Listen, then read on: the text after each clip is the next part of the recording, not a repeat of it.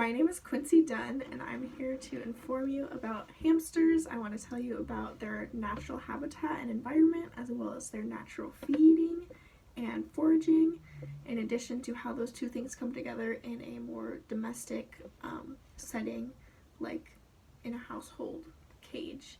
And these actually behind me are not hamsters, but it's two gerbils. But this is my hamster Honey. She's in a different room right now, so you'll see her pop up throughout this presentation. So without further ado, let's get into it. Hamsters are originally found in Europe and Asia, and in these environments their habitats are more like mountainous areas, as well as desert sand dunes and just like the edges of deserts.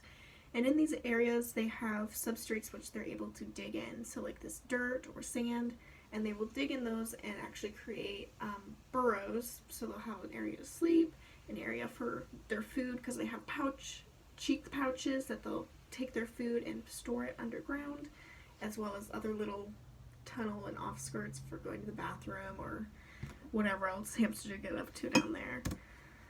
Another reason why these burrows are so vital for their survival is because they are actually nocturnal animals. So during the day they'll be asleep for the majority of the day, around 6 to 8 hours, but they'll still wake up to like go to those different areas of their burrow to go to the bathroom or get some food.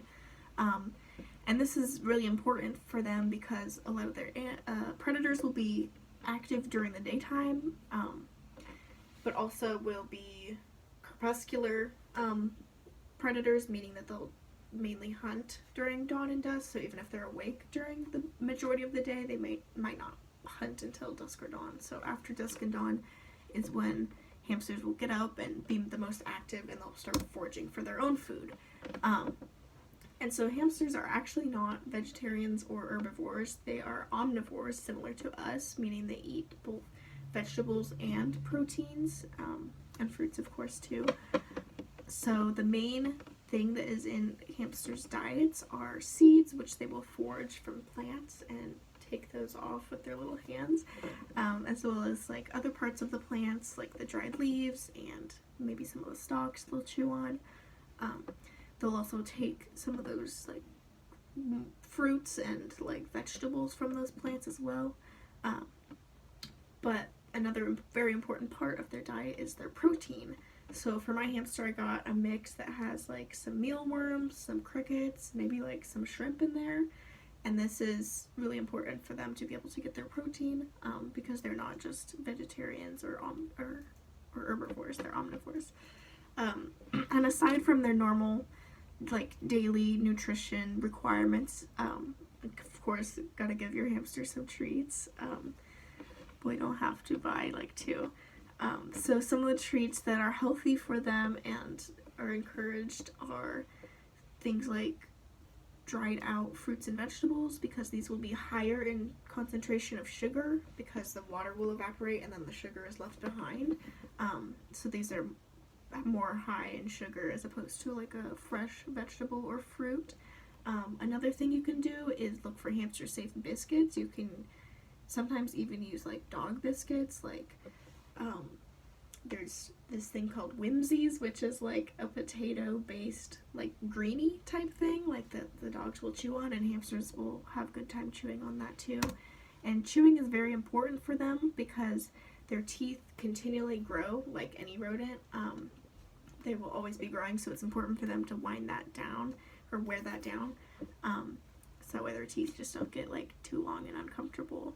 So some of the things you can use to make these like boredom breakers is what some people will call it, is wood, cardboard, and like toilet paper is good, and then also like more natural things like seeded, like shelled nuts and stuff, so that way they have to chew through an exterior of either cardboard or shell or toilet paper tube or whatever in order to get to that food on the inside, because my hamster is very food motivated and does not like to just chew things for fun so much, so I have to encourage her. And so this page is a good example of how these natural elements are brought into like a domestic setting with a pet cage. And so over here we have this area where there's a deep amount of have substrate for the hamster to burrow in, as well as this big area for it to run around in addition to the wheel, because they don't just need to run on the wheel, they need to be able to run around to forage. And so that's what all these like sticks are. They're called sprays, and they have seeds that the hamsters can just go right up to them and pull it off. Another important thing to note is these hides that are out here are made of wood or ceramic, and not plastic. That way, in case they get chewed on, it's just wood.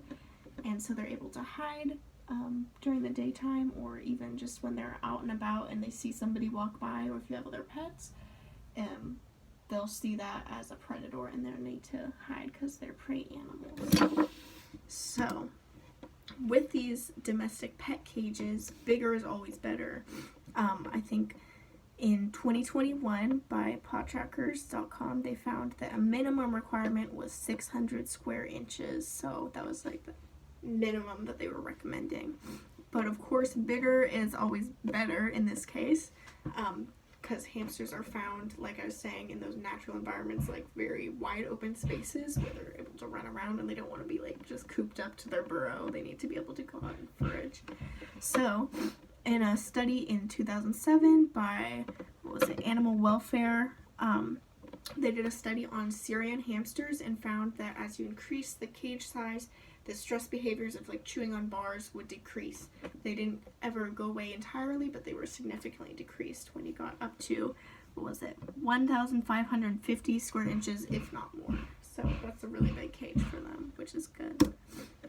And now that you have learned a little bit more of hamsters, I just wanted to share this information. This is some of the stuff I found out when I was researching to get my hamster honey. Thank you.